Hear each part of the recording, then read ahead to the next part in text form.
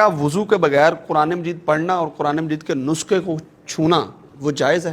قرآن مجید جو لوح محفوظ میں ہیں اس کے متعلق قرآن مجید کی اس آیت کو بعض علماء جو استعمال کرتے ہیں کہ جی قرآن مجید کو بغیر وضو کے نہیں چھونا چاہیے، جبکہ اس کے متعلق جتنی بھی احادیث ہیں وہ ثابت نہیں ہیں۔ لا یمس القرآن الا طاہرا، سند اس کی ضعیف ہے۔ قرآن مجید کو اس وقت تک نہ چھوئیں جب تک آپ پاک نہ ہوں۔ قرآن مجید کو پڑھنا چاہیے، اور آپ مسلمان جو ہیں یہ سبحان اللہ ان المؤمن لا ینجس، سیدنا ابو ہریرہ رضی اللہ عنہ کی حدیث ہے، اور نبی کریم صلی اللہ علیہ وسلم نے فرمایا ہے کہ اللہ پاک ہے اور مومن کبھی پلید نہیں ہوتا، اس کی ایک نجاست حکمی ہے۔ مشرک کبھی پاک نہیں ہوتا، کافر کبھی پاک نہیں ہوتا، اور مومن کبھی پلید نہیں ہوتا۔ تو جیسا کہ سیدہ عائشہ رضی اللہ تعالیٰ عنہ نبی کریم صلی اللہ علیہ وسلم مسجد نبوی میں اعتکاف بیٹھے ہوئے ہیں، تو آپ نے جناب عائشہ رضی اللہ عنہا ام المومنین کو کہا کہ آپ میرے سر میں تیل لگائیے یا کنگھی کیجئے۔ تو ام المومنین نے فرمایا کہ اللہ کے نبی صلی اللہ علیہ وسلم میں تو مخصوص ایام سے ہوں۔ تو آپ صلی اللہ علیہ وسلم نے فرمایا کہ وہ حیض جو ہے تیرے ہاتھ میں نہیں ہے۔ تو اس کا مطلب ہے کہ قرآن مجید آپ پڑھنا ہے تو آپ کا ہاتھ پلید نہیں ہے۔ اگر کوئی نجاست لگی ہوئی ہے، گندگی لگی ہوئی تو وہ آپ نے دھونا ہے۔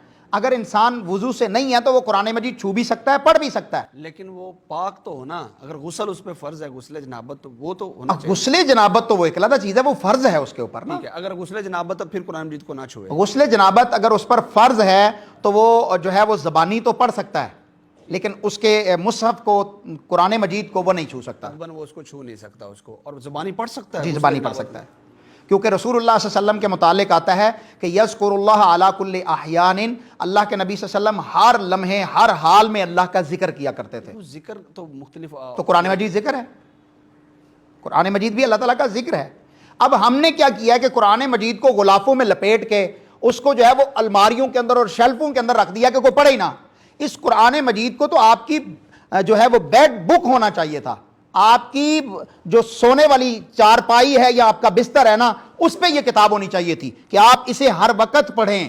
آپ نے اسے غلافوں میں لپیٹ کے رکھ دیا، اور اس کی جگہ موبائل آ گیا، اس کی جگہ فیس بک آ گیا۔ یہ فیس بک آپ کی کتاب نہیں ہے، آپ کی کتاب جو ہے وہ قرآن مجید ہے۔ ھذا کتاب للناس۔ علامہ صاحب ادبن جو ہے وہ نہیں چاہیے کہ آپ جب بھی قرآن پڑھیں تو آپ اس کو وضو کر لیں، اور وضو کے بعد قرآن مجید کے نسخے کو ہاتھ میں۔ افضل نہیں، وضو ایک علیحدہ عبادت ہے، ٹھیک ہے، اس کو قرآن مجید کے لیے لازمی کرنے کی دلیل چاہیے کتاب و سنت سے۔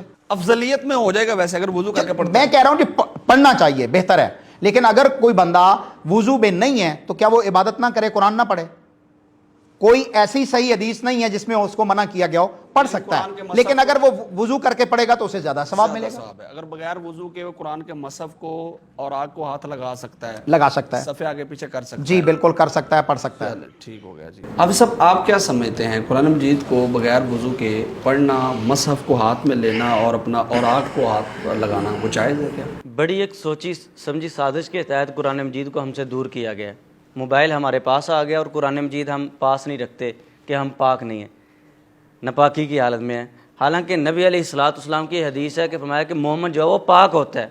تو اس لیے حدیث میں بھی آتا ہے رسول اللہ صلی اللہ علیہ وسلم جب رات کے وقت اٹھتے اور آپ وضو کرنے سے پہلے سورہ آل عمران کا آخری کو تلاوت کرتے تھے وضو کرنے سے پہلے۔ اور اسی طرح قرآن و سنت میں کوئی ایسی دلیل نہیں ملتی کہ آپ وضو کے بغیر قرآن مجید کو پڑھ نہیں سکتے، چھو نہیں سکتے۔ تو وضو میں ہوں یا وضو میں نہ ہوں، آپ قرآن مجید کی تلاوت بھی کر سکتے ہیں، پڑھ بھی سکتے ہیں، پکڑ بھی سکتے ہیں۔ یہ لوگوں کو بتانا چاہیے، اسی وجہ سے لوگ قرآن مجید سے دور ہو چکے ہیں۔ وضو کرنا ایک الگ عبادت ہے اور وہ افضل ہے، اگر وضو میں ہوں، باوضو ہوں تو زیادہ بہتر افضل ہے، لیکن اگر آپ باوضو بھی نہیں ہیں تو آپ قرآن مجید کی تلاوت کر سکتے ہیں، اس میں کوئی حرج نہیں ہے۔ بالکل صحیح ہوگا، بالکل صحیح۔